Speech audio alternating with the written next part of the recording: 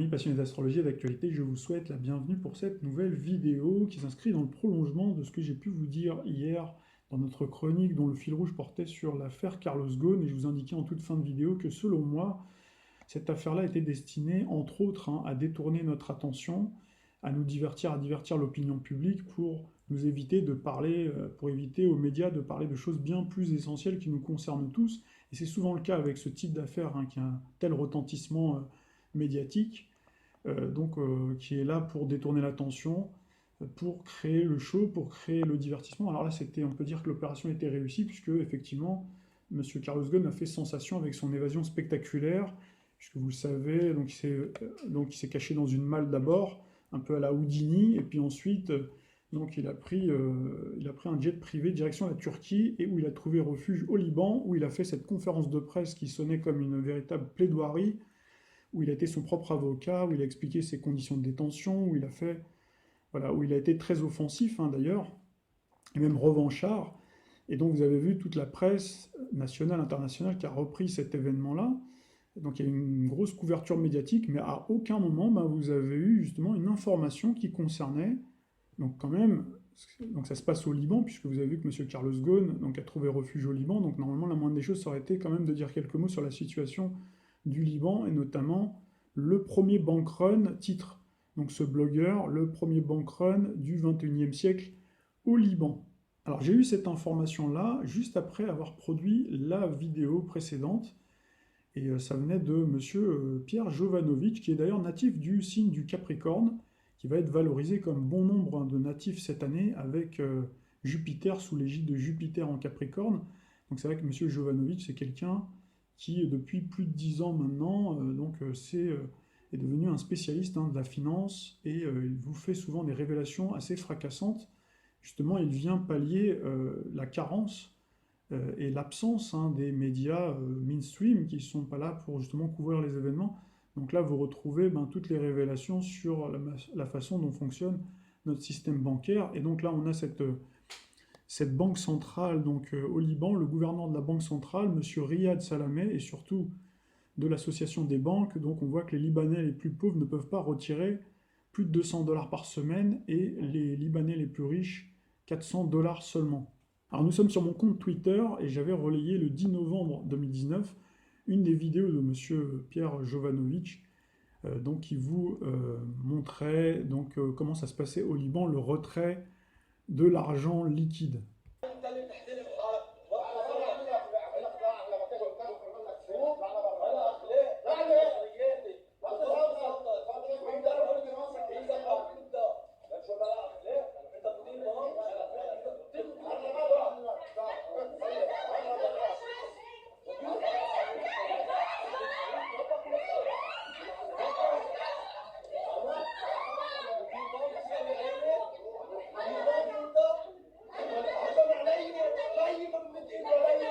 Vous avez France 24 qui vous indique qu'au Liban, les hommes politiques sont pourchassés carrément dans les lieux publics. Donc vous voyez, l'article date du 15 janvier, ça date justement de ce début de bank run, et donc de cette limitation de l'argent, du retrait d'argent liquide.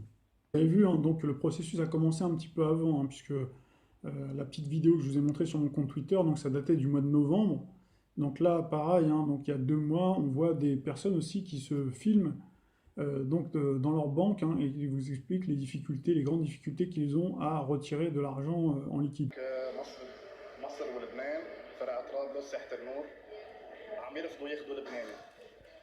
Au Liban, où se déroulent des manifestations sans précédent, le dollar est utilisé aussi couramment que la monnaie locale, la livre libanaise. Et le taux de conversion entre les deux devises est stabilisé par la banque centrale.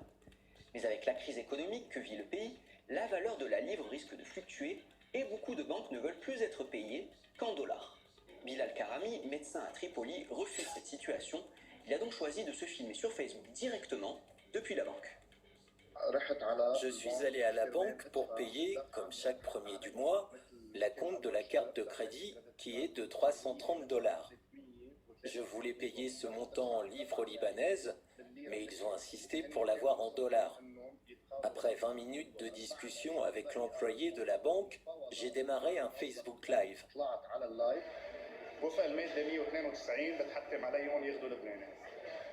Dès que j'ai démarré le Facebook Live, le directeur de la banque lui-même est venu. Et ils ont alors dit que c'était bon, qu'ils étaient prêts à prendre la somme en livres.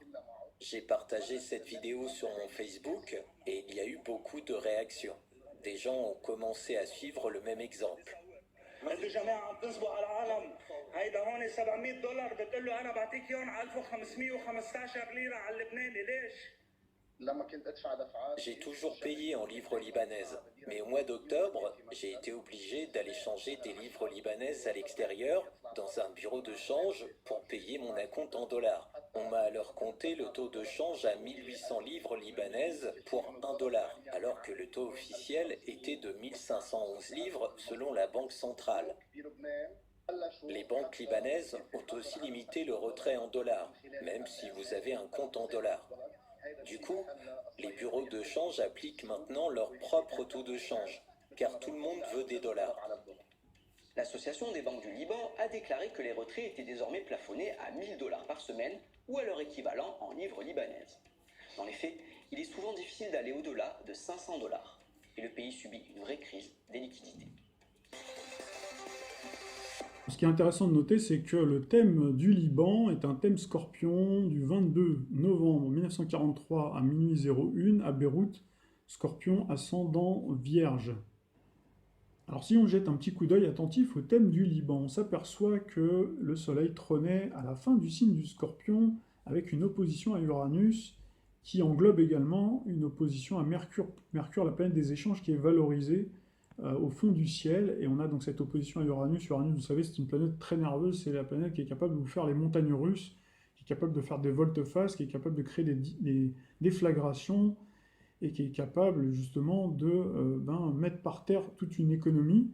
Donc là, on retrouve l'opposition au Soleil, bien sûr également à Mercure, et on retrouve d'ailleurs dans le signe du Gémeaux, avec cette conjonction au milieu du ciel, à la cuspide du milieu du ciel, avec Saturne, Mars, qui forme un carré à la Lune qui symbolise le peuple, qui est dans le signe de la Vierge, signe maîtrisé d'ailleurs par Mercure. Et donc on a également ce carré Soleil, carré à Jupiter, qui trônait en maison 12 dans le signe du Lion au moment de la fondation donc, du Liban. Donc Jupiter, vous le savez, c'est le banquier du système solaire, ça représente la bourse également.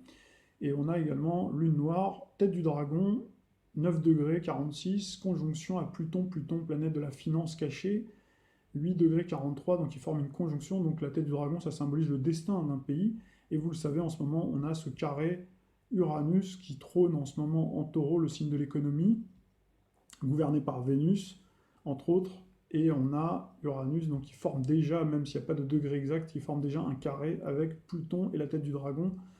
Donc qu'est-ce que ça va être dans les mois et les années qui vont arriver quand on va avoir ce carré exact, et puis qu'on aura surtout Saturne dans le signe du Verseau également.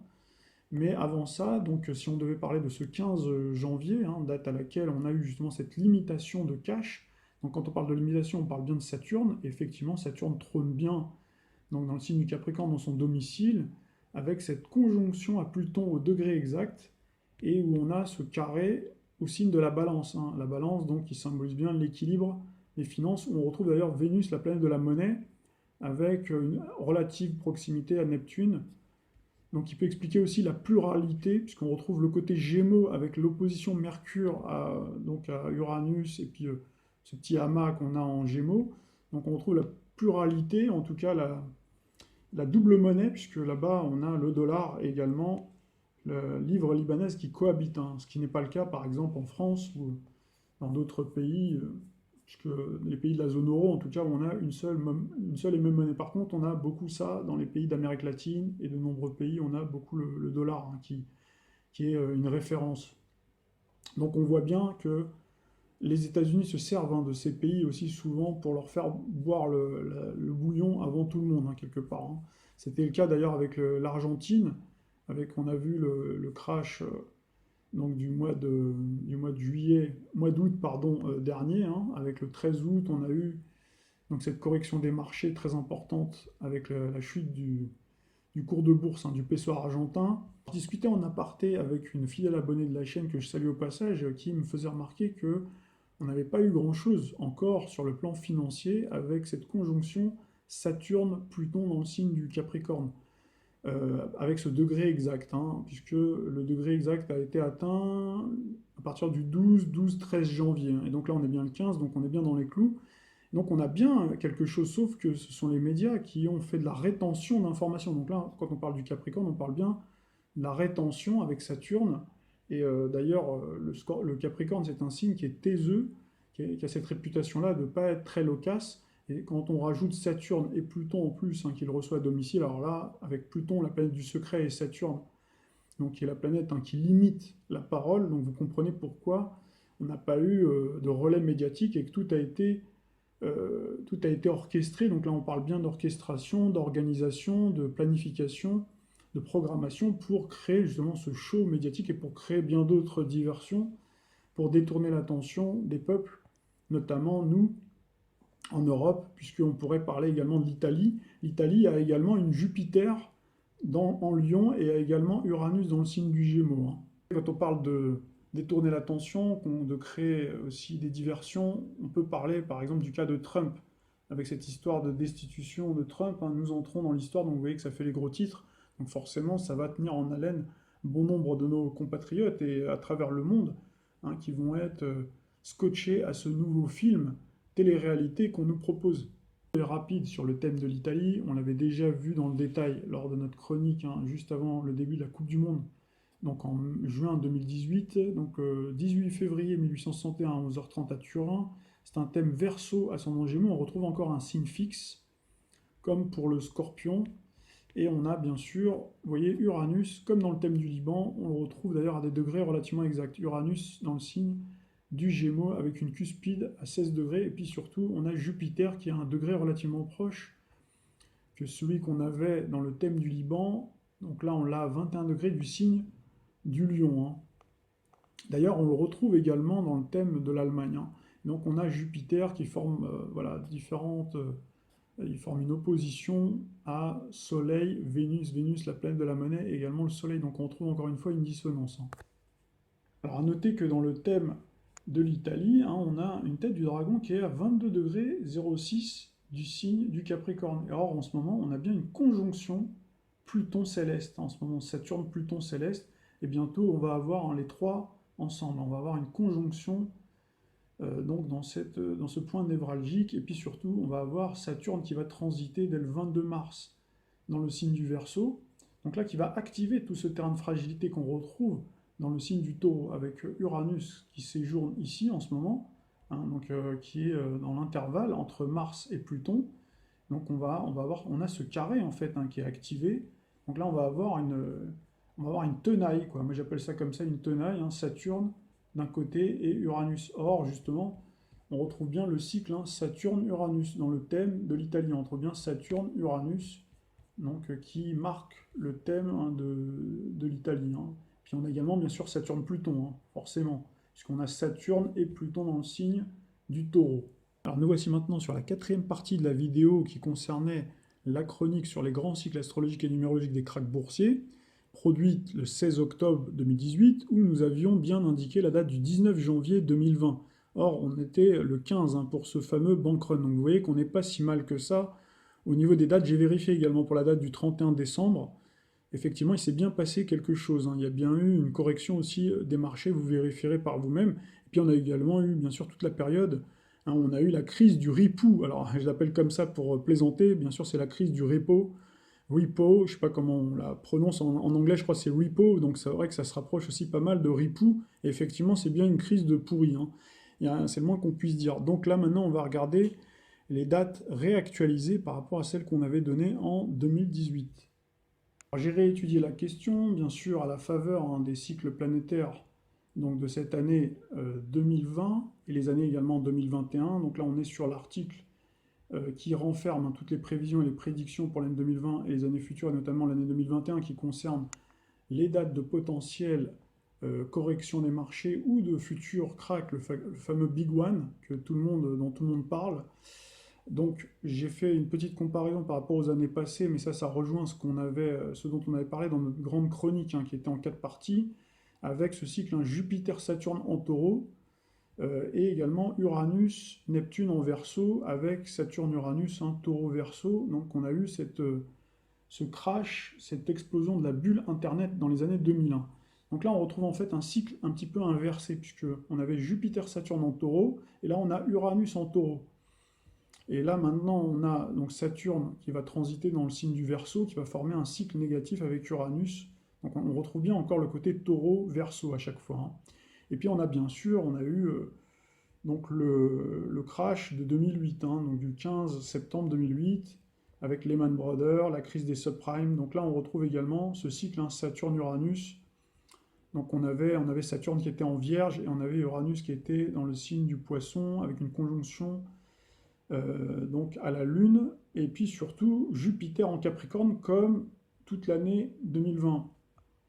Donc attention justement, hein, donc avec ce Jupiter en Capricorne, surtout avec une conjonction, lorsqu'on aura la conjonction des trois landes, mais surtout conjonction Jupiter-Pluton, là on risque d'avoir des possibilités de faillite bancaire, même si ce n'est pas le grand bug, le grand big one, le grand crash boursier. On peut avoir des banques, hein, que ce soit européennes ou étrangères, voire pourquoi pas françaises, puisque vous le savez, toutes les banques sont en faillite, hein, virtuelle, hein. Elles ne tiennent que parce qu'il y a l'intervention des banques centrales qui à chaque fois maintiennent de façon artificielle le système, hein. Et donc là vous avez les dates, donc ça commence, vous voyez, assez tôt, 4 février 2020, 5 février 2020, 6 février 2020, ensuite on passe au mois de mai, 13 mai, en fait on a toute la deuxième quinzaine qui est un terrain miné. 13 mai, alors le 12 mai, ça correspond à l'anniversaire de Florence Nightingale. On l'a vu dans The Economist, la couverture de The Economist 2020, hein. Donc voilà, 20 mai, 24 mai, 26 mai. Ensuite, on passe au mois d'octobre, hein. Donc là, on a plusieurs dates sur le mois d'octobre, également le mois de novembre. Alors ce que je voulais dire aussi, c'est que vraisemblablement, en règle générale, les crashs ont plutôt lieu hors période électorale. Or là, on a deux périodes électorales importantes. En France, on a donc les municipales bien sûr, et puis on a également les élections surtout américaines, hein, qui vont avoir lieu le 3 novembre. Donc là franchement, avoir un crash juste avant, tout est possible, hein, bien entendu, mais je miserais plutôt sur des dates qui seraient postérieures, hein. Donc notamment, après les élections présidentielles, le terrain est dégagé, y compris pour les élections françaises. Ensuite, il n'y a plus d'échéance électorale. Donc là, hein, on a donc le 16-17 décembre, qui correspond d'ailleurs à l'anniversaire, 500e anniversaire de la naissance de Beethoven, mais également on retrouve des conjectures, hein. Et puis on a également 4 février 2021, donc là attention, crash, événement révolutionnaire, ça peut être également au Royaume-Uni, ça peut être en France. Donc là il peut y avoir vraiment du grabuge, hein, puisque ça peut aussi se traduire par d'autres, comme je vous l'expliquais en préambule et comme j'ai déjà dit à plusieurs reprises, donc on a à chaque fois ces détournements d'attention. Il peut y avoir des événements mais qui sont passés sous silence ou qui sont atténués. Mais normalement, quand on va arriver dans une séquence, on va avoir des astres qui vont séjourner dans le signe du Verseau, ça risque d'être beaucoup plus spectaculaire, beaucoup plus théâtral que quand on a donc donc cette accumulation de planètes dans le signe du Capricorne, qui est un signe beaucoup plus réservé, beaucoup plus maîtrisé, beaucoup plus contrôlé. Ensuite, le 17 février 2021, le 16 mars 2021 jusqu'au 20 mars 2021, 20 avril 2021, 24 avril 2021, 29 avril 2021, 1er mai, 3 mai, 12 mai, 23 mai. Attention sur la période du 11 août, 11-31 août 2021, et également 8 septembre, 16 décembre et 27 décembre 2021. Pour finir, un petit coup d'œil très rapide sur le thème de la France de la 5e République pour faire un petit parallèle. Donc vous le savez, c'est un thème balance avec un soleil en balance et une tête du dragon à 22 degrés 15 du signe de la balance. On a en ce moment un Saturne-Pluton qui forme un carré d'ailleurs avec la tête du dragon. Donc Saturne et Pluton, vous le savez, ce sont des planètes, hein, qui provoquent justement cet émiettement, qui provoquent cet effritement et cet écroulement progressif donc de nos institutions, des structures bancaires et des structures au sens large du terme, avec les ponts, les routes même d'ailleurs, qui sont mal en point. Et vous avez également bien sûr les services publics, tout ce dont on a parlé dans nos précédentes chroniques. Et puis on a également Jupiter qui va venir rejoindre ce duo. Et on va les retrouver en maison 8, la maison de la mort, au sens propre comme au sens figuré, également la maison de la dette et des finances, hein. Donc ça, c'est déjà une première chose. Et puis on pourrait également parler de Neptune, qui se rapproche également du 20e degré du signe du Poisson, et qui forme un carré à Saturne. Saturne qui symbolise l'État, donc on voit bien la déliquescence également de l'État. Et puis on a également Uranus qui forme une opposition à Jupiter-Neptune, qui est un petit peu le sauf-conduit de la France, et qui correspond à la part de chance, mais également Jupiter, comme on a pu le voir dans les autres cartes du ciel de l'Italie et du Liban, qui symbolise également la bourse, qui symbolise la finance, la croissance. Donc là, on a cette opposition, donc on va voir ce que ça va donner avec le transit de Saturne dans le signe du Verseau, et puis surtout le cycle Jupiter-Saturne, hein, donc qui va venir former une dissonance, donc on aura une double dissonance. Donc là, ça risque de poser des difficultés en France, mais on pourrait comparer également avec d'autres pays, puisque tous les pays finalement vont être impactés lorsqu'il y aura le grand Big One. Pour finir, voici un article des Échos un petit peu ancien qui date du 30 août 2017 où vous aviez les autorités européennes qui planchaient sur une arme anti-bancaire. Donc vous voyez le titre comme moi, Bank Run, le gel des retraits en question. Donc vous voyez qu'ils pensent à tout, hein.